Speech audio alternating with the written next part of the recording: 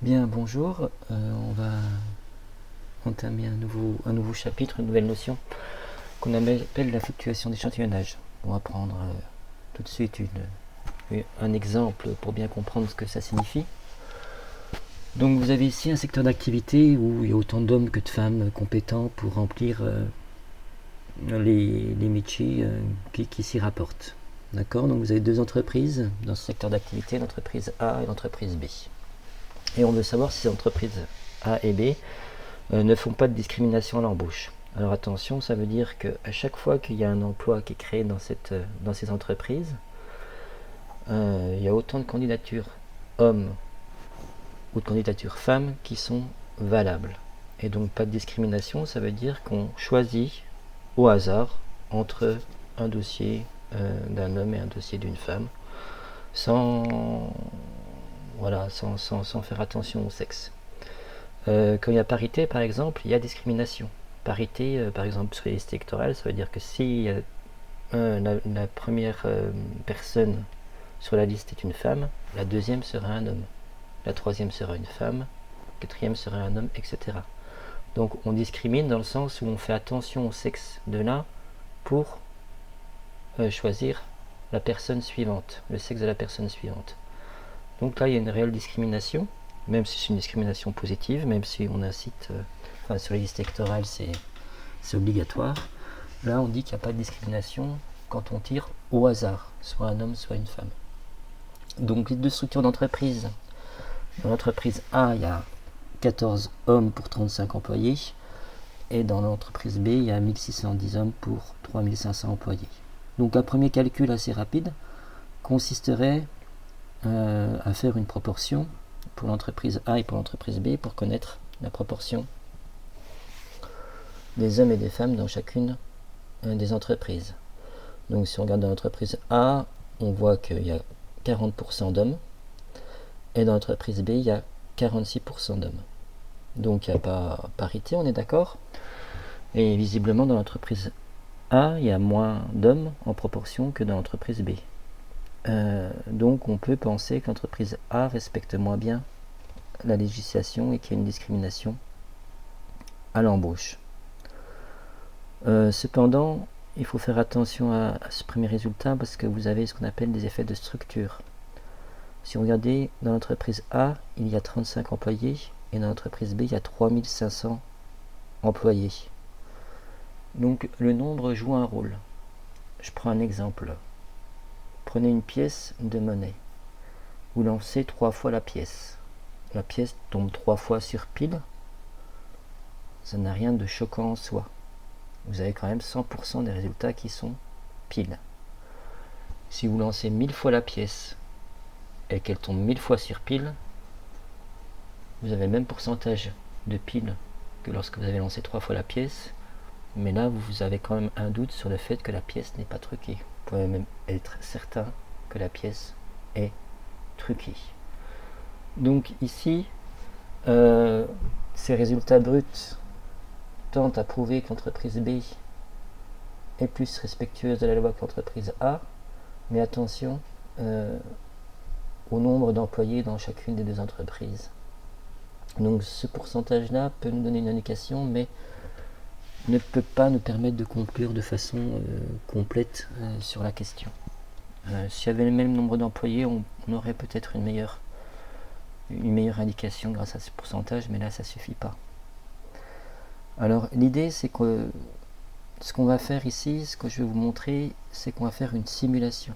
C'est-à-dire que en fait, on va simuler une entreprise de 35 employés et bien pour chaque embauche, pour les 35 employés, on va tirer à pile ou face. Pile, on va dire que ça sera un homme, face, c'est une femme, et on compte à partir de là le nombre d'hommes et de femmes qu'on a dans l'entreprise. Est-ce que avoir 14 hommes et donc 21 femmes dans l'entreprise, si on tire au hasard, si on tire à pile ou face pour chaque emploi, bon, est-ce que ça arrive fréquemment ou est-ce que c'est extrêmement rare et du coup là on pourrait se douter qu'il y a une discrimination. Pareil pour l'entreprise B, on va tirer au hasard pour 3500 employés, pile ou face. pour chacun des employés, pour chaque poste, et puis après on va regarder si on obtient ce genre de résultat souvent ou pas souvent. Alors évidemment, le faire à la main, ça serait extrêmement long, extrêmement fastidieux, donc on le simule. Alors ici, on va simuler la situation avec un tableur. On pourrait très bien faire un algorithme Python sur du Python et le simuler grâce à des algorithmes. D'accord? Donc on va passer au tableur. Puis on va voir un peu comment on arrive à simuler tout ça. Donc ici, j'ai mon tableur et je vais vous expliquer voilà, tous ces chiffres. Ce qui a été fait, c'est que je pars avec 35 employés. Et je ne vais pas simuler une seule entreprise, mais je vais simuler 100 entreprises. Donc chaque colonne ici correspond à une entreprise de 35 employés. Donc 35 employés. Ok, je vais vous le dérouler ici. Donc l'entreprise 1 a 35 employés. Ok. Et pour chaque employé numéro 1, eh bien, j'ai utilisé la fonction aller entre bornes qui tire un nombre entier au hasard entre les deux bornes qui sont données. Donc ici, les bornes qu'on inclut. Donc ici, typiquement, ça fait pile ou face, hein, ça tire soit 0, soit 1. Donc ça simule un lancer de pile ou face au hasard. Alors 0,1 c'est pratique parce que comme ça, pour faire des calculs, il suffit que je fasse la somme ici et j'aurai directement le nombre, on va dire 1 c'est les hommes, 0 c'est les femmes, puisqu'on s'intéresse au pourcentage d'hommes. Donc pour chaque case ici, j'ai fait un aller entre bornes et pour les 35 emplois de mon entreprise. Et ensuite je fais la somme de tout ça. Donc ça me fait le nombre d'hommes employés que je divise par 35 et ça me fait le pourcentage. Donc ici j'ai mis au-dessus le pourcentage parce que en bas c'était un peu long à aller chercher, c'était plus facile de le lire au-dessus. Et ça je le fais pour 100 entreprises, entreprise 1, entreprise 2, etc. Et je le fais pour 100 entreprises. Ok. Et donc comme ça j'ai simulé 100 entreprises de 35 personnes. Et j'ai fait exactement la même chose pour 3500 personnes. Alors là ça commence à devenir des gros tableaux, hein, vous voyez, puisque je vais jusqu'à 3500 comme ça. Donc là évidemment on comprend bien l'intérêt du tableur par rapport à une simulation à la main pile ou face. Parce qu'il y a quand même 3500 personnes pour une entreprise. D'accord. Et j'ai fait la simulation pour 100 entreprises. Donc ce qui représente quand même 350 000 personnes. Donc 350 000 lancés de pile ou face. Donc vous voyez bien que si on veut le faire à la main, c'est quasiment impossible. Et après, pareil, j'ai calculé le pourcentage. Et ensuite, pour que ce soit un peu plus visible, eh bien, j'ai fait un petit graphique. Donc ici, chaque point représente une entreprise et représente le pourcentage d'hommes qu'on a dans une entreprise. Donc ici, c'est pour 35 employés. Donc vous voyez, j'ai mes 100 entreprises qui sont représentées par 100 petits points. À chaque fois, le pourcentage d'hommes. Donc ici, on voit que le pourcentage, il varie autour de 50%. D'accord? C'est assez centré autour de 50%, mais c'est plus ou moins. Et on voit qu'on peut descendre jusqu'à environ 30% et monter jusqu'à peu près 70%, peut-être un peu moins. Et on voit que si on tire au hasard, homme ou femme, eh bien le fait d'avoir 40% d'hommes, c'est pas rare. C'est pas forcément ce qu'il y a le plus souvent, mais ça arrive quand même assez fréquemment. Ça arrive 40% ou moins d'ailleurs. Hein. Vous voyez, ça arrive quand même 1, 2, 3, 4, 5, 6, 7, 8, 9, 10, 11, 12, 13, 14, 15, 16, 17, 18, 19, à peu près 20 fois. Donc une fois sur 5, sur une entreprise sur 5, vous avez 40% ou moins d'hommes dans l'entreprise. Si l'entreprise a bien joué le jeu et a tiré au sort à chaque fois entre un homme et une femme pour une embauche. Et pour l'entreprise B, eh bien, j'ai fait le même tableau, donc on va voir les résultats de tout ça. Donc la simulation avec le tableur. On voit que pour l'entreprise A, 35 salariés, si on joue le jeu et qu'on tire au sort à chaque fois entre un homme et une femme, eh bien les résultats fluctuent entre, on va dire, 30% et 70%. C'est pas ce que je voulais faire. Je reviens à la présentation tout de suite, je coupe pas l'écran. Voilà.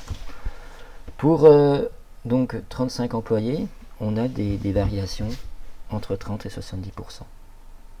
Et donc le fait d'obtenir 40% d'hommes, c'est pas quelque chose qui semble anormal. Donc a priori, l'entreprise A, on pourrait dire qu'on ne peut pas la soupçonner de discrimination. Il y en a peut-être eu une, hein, on n'en sait rien, mais en tout cas, par rapport à ce qu'on pourrait attendre de la structure de l'entreprise, on ne peut pas dire qu'il y a une discrimination.